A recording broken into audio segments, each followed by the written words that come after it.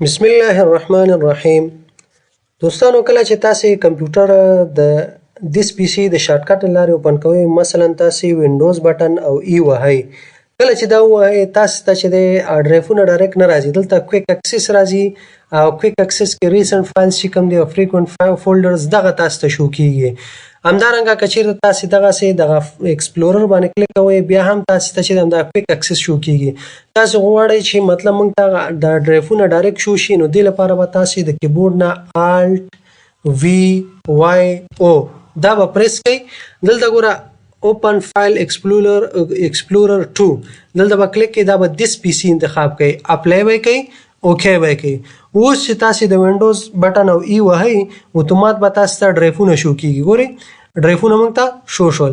همدارنګه که د ایکسپلورر باندې کلیک کوئ، دې باندې کلیک هم موږ ته څه شو کیږي؟ ډرایفونه شو کیږي. نو هیله ده چې